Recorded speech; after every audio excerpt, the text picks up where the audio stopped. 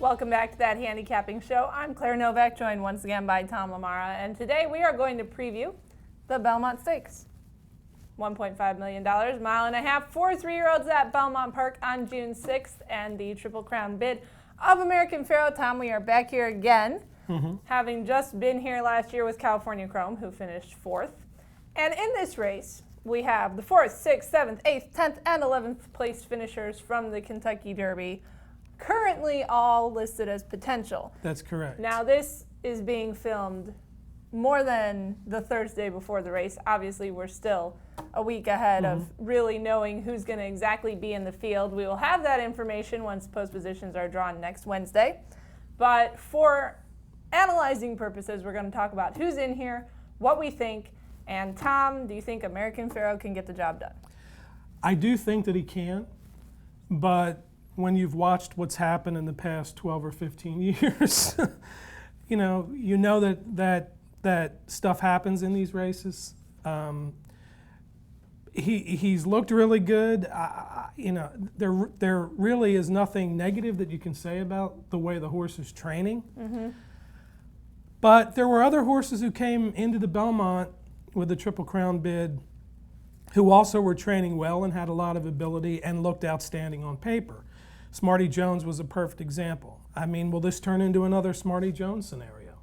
You know, ran his eyeballs out, roughed up early, still ran a great race, gets beat by Birdstone. Exactly. Major letdown. California Chrome looked great coming into this race as well, and we all know what happened last year. So, you know, it's one of those things. If it's meant to be, it's going to happen. But, you know, people do bet these races, so we need to look at some options in here. The problem is that we don't really know right now how many of these horses will show up in the Belmont. I think that it might be maybe a field of 8.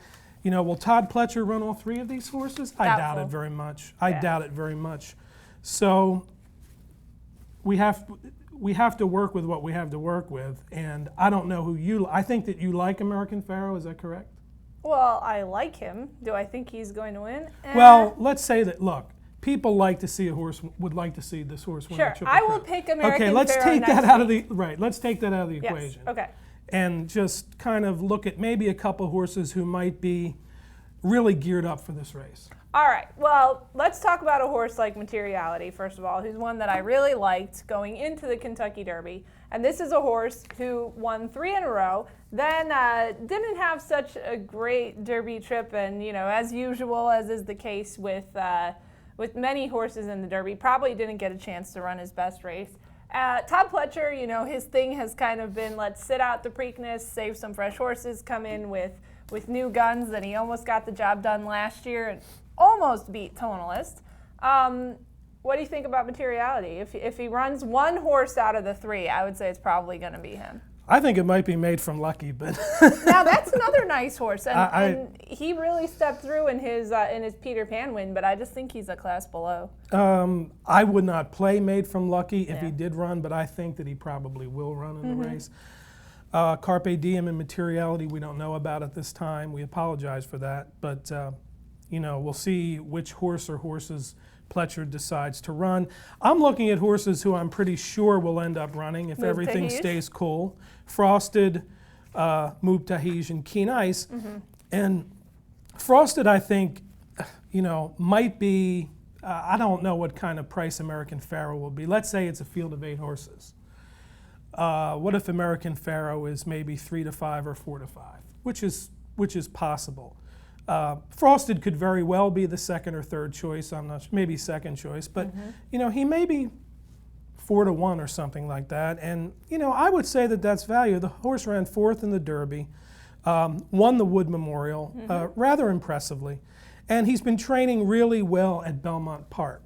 Mubtahij, right after the Derby, he finished 8th, but he ran a decent race. Yeah. It was a big field. He ran a decent race. Especially considering the circumstances of things that he was doing. Right, and Mike DeCock had him, you know, working out 8 days later at Churchill, shipped him to Belmont, nice works, even has a work on the turf, which I really, really like. And this is another horse, I think, that, you know, maybe he's ready to pop one here.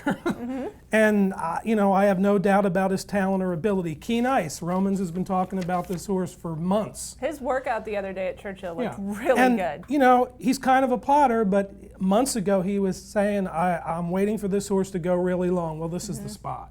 You know, so I think there are some options in here. And, you know, when you go back and look at what's happened in these previous Triple Crown bids, you know, it's not a stretch to think that one of these horses can do it. When you talk about Birdstone and you mentioned potential upsetters, we have to throw in Fermento because that's a horse trained by Nick Zito, who trained Birdstone, who upset Smarty Jones. And Fermento has been a horse all along that Nick has said, I just want this horse to go longer. I want this horse to go longer. And he's probably, again, one of those horses who, well, he is on paper one of those horses who is a step below what a couple of these other horses have accomplished. But he could be a long shot who's kind of just waiting in the wings in the way his trainer talks about him. The Belmont might be his wheelhouse. And he's not a horse that I would bet. Right. But he's the kind of horse who I'd go mouth open as he kind of like plods on by at the wire, which, you know, which we've seen happen before. But one thing about this race, you know, these horses have not run 1.5 miles. We know that.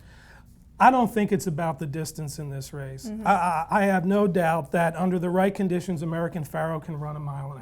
I have no doubt about that. And I think they all can. It just depends on how the race sets up. Of course, we're a week out, so we don't know what's going to happen with these horses in between. If they're all on their game, I don't think that the distance is an issue here. It's the way the race goes. So American Pharoah training at Churchill Downs will ship to Belmont on Tuesday. He should have his final work Sunday or Monday. We are still waiting to find out which one of those will be chosen by the wily Hall of Fame trainer Bob Baffert, but we will keep you posted on those developments at bloodhorse.com. And then next week I will be up in New York. I will bring you an edition of the Handicapping Show from Belmont Park. We will talk about who looks good training on the track. If there are any defections, we'll take a look at the final field and get a little bit of a better feel for who some of our picks will be in here. Yeah. But I will not be on the show next week because it will be filmed not at be. Belmont, so I do not have to submit a selection. maybe you do. Maybe I'm going to say, and maybe I'm going to send an email and say, Tom, please send your picks for the Belmont Stakes. Smarty Jones. We'll get a little floating head on a stick. Tom is at Belmont Park. I think that's a great idea. Why haven't we thought of that before? It was a brutal beat. All right. Well, as always, we want to thank Equibase for the PPs, and we want to thank you for watching that handicapping show.